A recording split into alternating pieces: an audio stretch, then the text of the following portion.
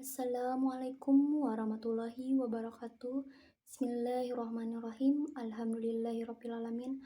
Wassalatu wassalamu ala sayyidina Muhammad wa ala alihi wa ashabihi ajmain amma ba'du.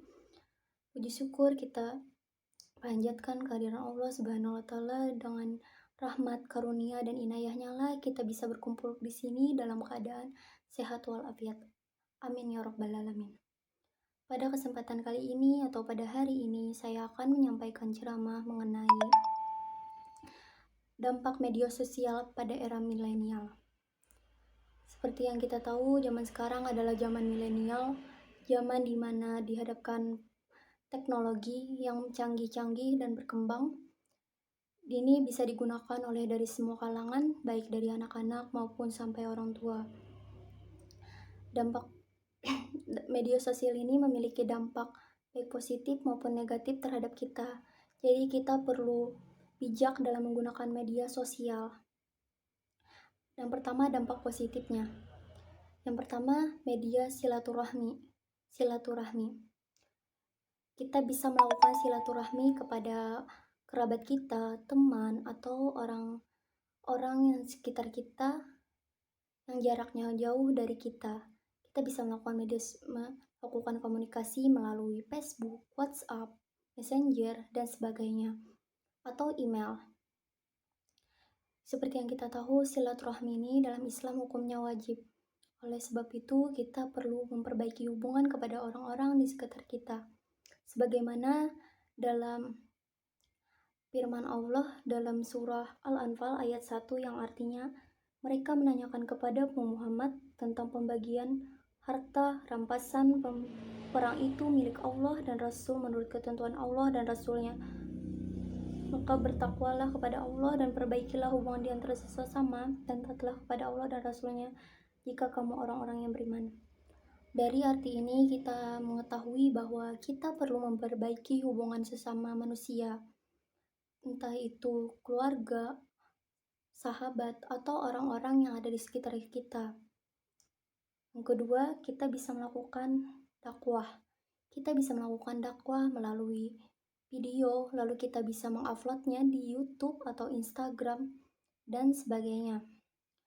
Kita bisa juga melakukan dakwah melalui tulisan yang dituangkan ke dalam pamflet, kemudian orang-orang bisa melihatnya, dan kita secara tidak sadar kita mengajak dan menyuruhkan kebaikan kepada orang-orang tersebut. Sebagaimana dalam firman Allah,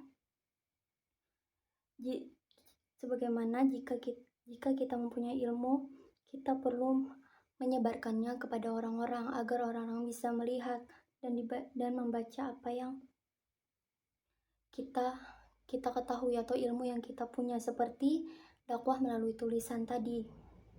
Dengan catatan tulisan tersebut dapat dipahami oleh semua orang, yang harus berdasarkan fakta melalui sumber hadis atau Al-Quran. Sebagaimana dalam firman Allah yang artinya, dan siapakah yang lebih baik perkataannya daripada orang menyeru kepada Allah dan mengerjakan kebajikan dan berkata, sungguh aku termasuk orang-orang muslim yang berserah diri. Fussilat ayat 33. Dari ayat ini kita tahu kita perlu mengajak kebaikan atau menyerukan kebaikan kepada orang-orang di sekitar kita. Kemudian media sosial sebagai informasi. Kita bisa mencari informasi dari berbagai media sosial seperti Instagram, kemudian Google, YouTube, dan sebagainya. Dari ini kita bisa melakukan pencarian informasi mengenai apa saja, dan kita bisa menambah wawasan ke dalam diri kita atau memperluas wawasan kita. Kemudian media untuk berbisnis. Kita bisa melakukan bisnis kepada semua orang melalui jualan online. Contohnya, kita bisa melakukan jualan online melalui media sosial, seperti kita membuat pamflet atau mempromosikan jualan kita kepada orang-orang, dengan catatan kita melakukan penjualan tersebut dengan cara yang benar atau tidak melakukan hal yang batil, yang tidak benar. Kemudian sebagaimana dalam firman Allah, kita harus memenuhi syariat Islam dalam berbisnis seperti tidak menggunakan cara yang haram. Sebagaimana dalam ayat Al-Quran surah An-Nisa ayat 29 yang artinya, wahai orang-orang yang beriman, janganlah kamu saling memakan harta sesamamu dengan jalan yang baik. Astagfirullah, maaf, dengan jalan yang batil atau tidak benar, kecuali dalam perdagangan yang berlaku atas suka sama suka di antara kamu, dan janganlah kamu membunuh dirimu, sungguh Allah Maha Penyayang kepadamu. Namun media sosial ini tidak hanya memberikan dampak positif kepada kita, tapi juga memberikan dampak negatif. Yang pertama, media sosial dapat menimbulkan motif penculikan. Banyak sekali sering terjadi motif penculikan atau penipuan melalui telepon atau melalui media sosial seperti melalui WhatsApp. Orang-orang menggunakan nomor WhatsApp atau orang-orang menyalahgunakan media sosial tersebut untuk melakukan penipuan seperti meminta untuk transfer uang. Dia mengatasnamakan keluarga kita, sehingga kita perlu bijak untuk memilih atau memfilter mana yang benar dan mana yang salah, agar kita tidak terjerumus ke dalam hal tersebut, dan kita perlu menjauhi perbuatan tersebut agar kita tidak menyalahgunakan media sosial. Kemudian dapat menimbulkan fitnah atau ujaran kebencian. Hal ini seringkali terjadi. Banyak pihak yang tidak bertanggung jawab memanfaatkan keburukan orang lain sebagai awal untuk menjatuhkan lawannya untuk mendapatkan kekuasaan atau keuntungan pribadi mereka. Banyak sekali kita sering melihat informasi seperti ini, jadi kita perlu mengetahui dulu, kita perlu membaca dulu apakah itu benar atau tidak, dan kita tidak boleh menyebarkannya sebelum kita mengetahui kejadian yang sebenarnya.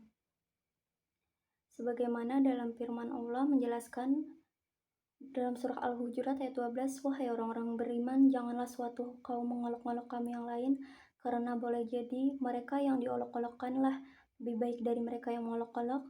Dan jangan pula perempuan mengolok-olok perempuan yang lain, karena boleh jadi perempuan yang diolok-olok lebih baik dari perempuan yang mengolok-olok. Janganlah kamu saling mencela satu sama lain, dan janganlah saling memanggil gelar-gelar yang buruk. Seburuk-buruk panggilan adalah panggilan yang buruk fasik setelah beriman, dan barang siapa tidak bertobat, maka mereka itulah yang zalim. Kemudian menimbulkan informasi hoax. Ini seringkali terjadi di media sosial. Banyak informasi-informasi hoax yang muncul seperti di Instagram. Banyak sekali informasi hoax. Namun ada juga pihak yang menyebarkannya tanpa mengetahui dulu kebenarannya. Oleh sebab itu, balik lagi kepada diri kita, kita perlu bijak dalam menggunakan sosial sehingga kita tidak menyebarkan informasi yang salah atau tidak benar kepada orang lain. Dan itu bisa menyebabkan fitnah. Demikian yang bisa saya sampaikan. Mohon maaf jika ada salah kata atau perkataan. Semoga ceramah hari ini dapat dipetik hikmahnya. Wassalam. Rabbana atina fid dunya hasanah wa fil akhirati hasanah wa qina azabannar.